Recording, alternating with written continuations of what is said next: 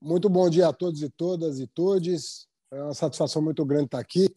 Eu peço desculpas por ter entrado rapidamente, porque a minha intervenção estava prevista para as 11h30. Eu tive que me desvencilhar aqui dos compromissos para poder antecipar e peço a gentileza de compreenderem aí se eu demorar alguns segundos para pegar no tranco, né? Porque eu estava agendado para perto da hora do almoço. Então, senador... Pelo seu esforço, Fernando, pelo seu esforço, você vai ganhar mais 5 minutos. Pode falar 20 minutos. Que coisa boa, rapaz. Se eu soubesse, tinha entrado até um pouco antes, então, para ganhar meia hora. Mas deixa eu te falar, senador e companheiros do PT, companheiras do PT. Me foi pedido aqui para fazer uma breve fala de 15 minutos a 20 minutos sobre a questão do legado do PT. Obviamente que eu vou falar muito de educação, que é a pasta que eu liderei aí por quase 7 anos nos governos Lula e Dilma, e nos 3 mandatos, né? 1 ano e meio no mandato do presidente Lula, o segundo mandato inteiro e mais o primeiro ano do governo Dilma. E tive a sorte de ser antecedido por uma pessoa do calibre do Tarso Genro e de ser sucedido por uma pessoa da estatura do Aloysio Mercadante e depois do Henrique Paim, grandes companheiros nossos que colocaram a educação no alto das prioridades nacionais. Mas, vez ou outra, senador, eu tenho visto as pessoas questionarem se houve alguma mudança estrutural nos 13 anos que o PT governou o Brasil. Primeiro, lembrar que, apesar dos 3 mandatos que nós tivemos, para fazer grandes mudanças estruturais num país das dimensões continentais do Brasil, você precisa não necessariamente de continuidade de governos, mas você precisa de continuidade de políticas públicas. Ou seja, você pode ter alternância no poder, mas mudanças estruturais dependem da visão da oposição em manter as políticas públicas que estão na direção correta. E, infelizmente, desde a reeleição da presidenta Dilma, com a crise política, a destruição promovida pela Lava Jato, as pautas-bomba lideradas pelo Eduardo Cunha e a coalizão entre Aécio Neves e Eduardo Cunha em torno do afastamento ilegal da presidenta Dilma, obviamente que a partir de 2015 a continuidade das políticas públicas ficou absolutamente comprometida e isso implicou retrocessos gigantescos, né, em áreas absolutamente prioritárias do país, como é o caso da cultura, do meio ambiente, da ciência e tecnologia, também da educação, da saúde pública, das relações exteriores e assim sucessivamente. Ou seja, nós estamos vivendo já há 6 ou 7 anos um processo de desmonte das políticas públicas estabelecidas nos 13 anos de governo do PT. Então, são 13 anos de construção contra já 7 anos de destruição. São 20 anos, de 2002 a 2022, dos quais 7 de construção, 13 de construção e 7 de destruição das políticas públicas. Então, é muito difícil, num contexto como esse, né, em que a elite econômica do país resolveu destruir o país para destruir um partido e, a bem dizer, um homem, né, destruir o presidente Lula, é muito difícil você falar em mudanças estruturais. Não obstante isso, eu queria dizer que eu verifico 2 mudanças que foram tão significativas que nem os 7 anos de destruição neoliberal conseguiram reverter. A primeira não diz respeito a uma política pública, mas a um enxoval, a um conjunto de políticas públicas que, pelo fato de terem a pobreza como foco, promoveram uma transformação de toda uma região do país e é óbvio que eu estou me referindo ao Nordeste.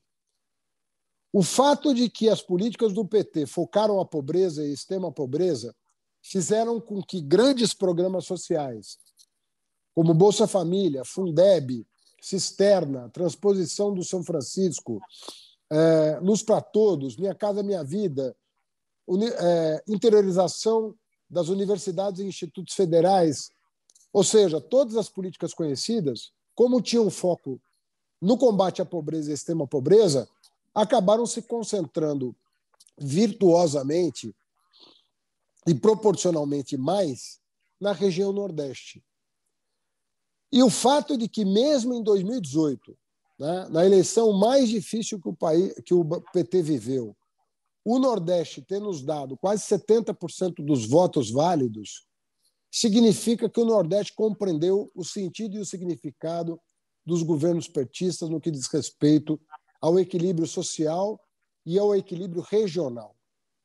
É muito estranho que parta de um político do Nordeste a afirmação de que o PT não promoveu políticas estruturais, de mudança estrutural no nosso país.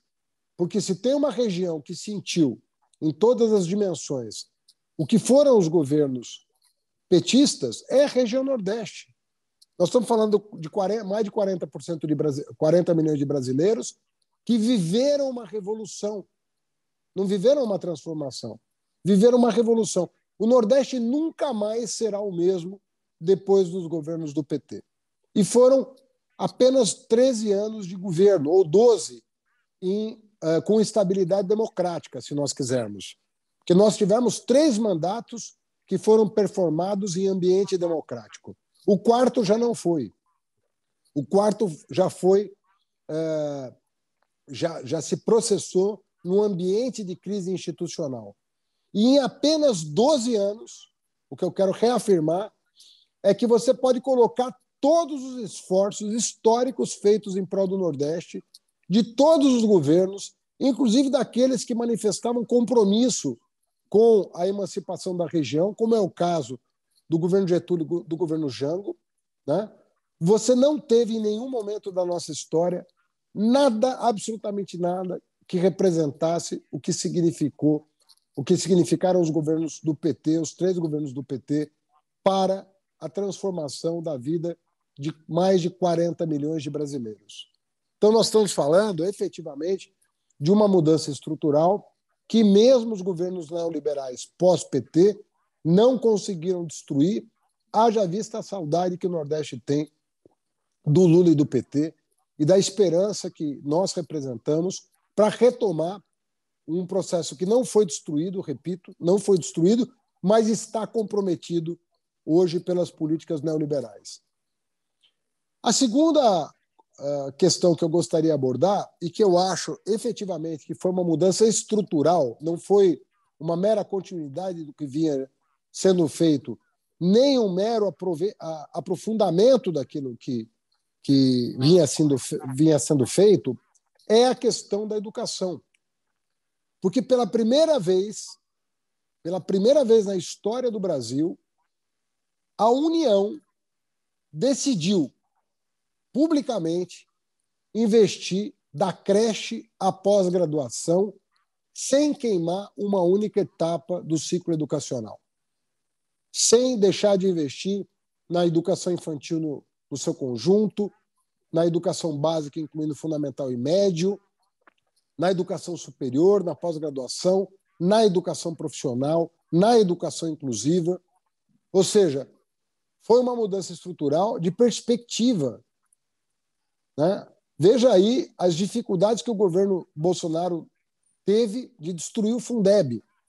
Como não dependia do governo federal, o Congresso Nacional resolveu trazer para o corpo da Constituição aquilo que estava nas disposições transitórias como uma política de Estado, inclusive dobrando os recursos federais, os recursos da União para a educação básica, na trilha que nós havíamos traçado em 2006, por ocasião da promulgação da emenda constitucional que criou o Fundo da Educação Básica. Lembro companheiros e companheiras, que nós, do PT, multiplicamos por 10 o aporte de recursos federais à educação básica com a criação do Fundeb. O Fundef ele representava 1% da soma de todos os fundos, dos 27 fundos estaduais, e nós inscrevemos na Constituição o percentual de 10%. 10%, que agora se transforma, se a memória não me falha, em 23% de aporte federal, 23% em relação à soma de todos os fundos estaduais, porque o Fundeb ele é de cada estado e a União aporta os recursos. Eu não acredito que essa mudança tenha sido uma mudança menor. Eu acho que foi uma mudança estrutural. E você veja que essa nova intelectualidade que emergiu das universidades, ela vem das classes sociais economicamente mais vulneráveis, com a presença pela primeira vez na universidade brasileira do filho do trabalhador, de pobres e pretos, de periféricos, homens e mulheres, meninas e meninos, que estão obtendo o primeiro diploma da família, às vezes estão obtendo o primeiro diploma do bairro. Isso é uma mudança estrutural de grande impacto e de grande repercussão futura, porque nós estamos formando uma massa crítica no país representativa da nacionalidade. Finalmente, nos bancos universitários, o Brasil está instalado. Você tem, hoje, nas salas de aula, um professor de uma universidade federal sabe que ele encontra o Brasil na sala de aula e que isso tem uma grande repercussão para a constituição de um projeto nacional de desenvolvimento socioambiental, econômico para o nosso país. E, de novo, eu falo de uma mudança estrutural que o governo Temer e Bolsonaro não estão conseguindo destruir.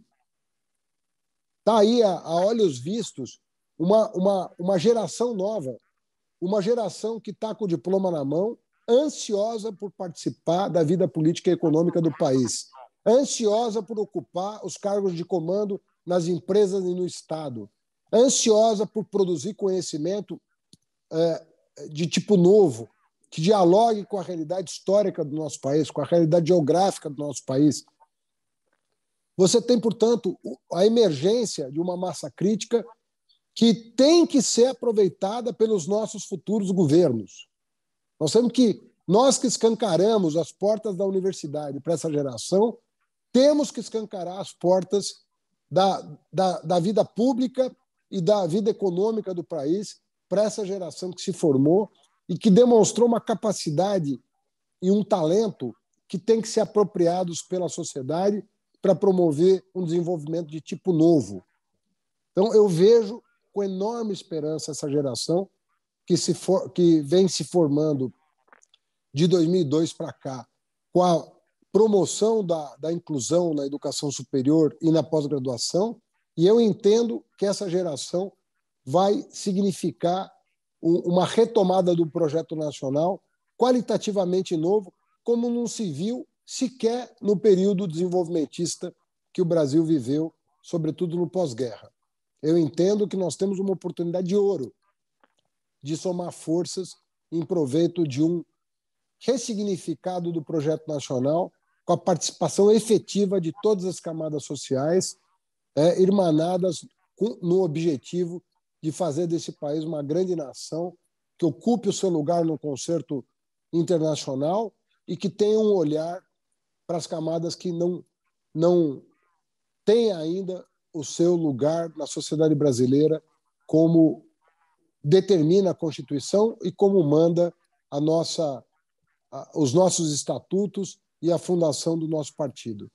Eu termino por aqui, Paulo. Eu acho que não sei se eu já extrapolei meu tempo, porque eu estou sem relógio aqui, mas querendo te dizer que nós temos que enaltecer o legado dos 12 anos de governo democrático do PT.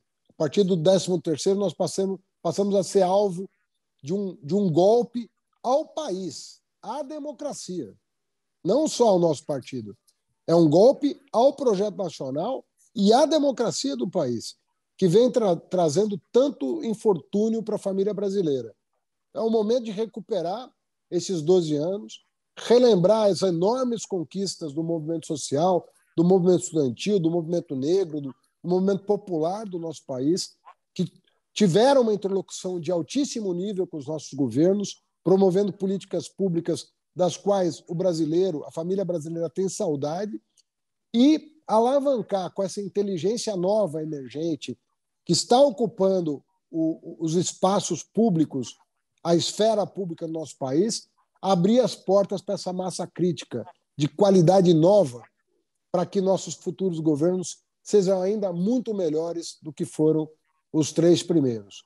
Eu acredito que o presidente Lula vai saber, porque é da natureza dele, aproveitar os talentos emergentes que se revelaram nesses anos e vai saber fazer um 4º governo ainda melhor do que os nossos 3 primeiros. Obrigado, companheiras e companheiros. Uma satisfação estar aqui nesse seminário. Muito obrigado pelo convite e pela oportunidade de participar. Imagina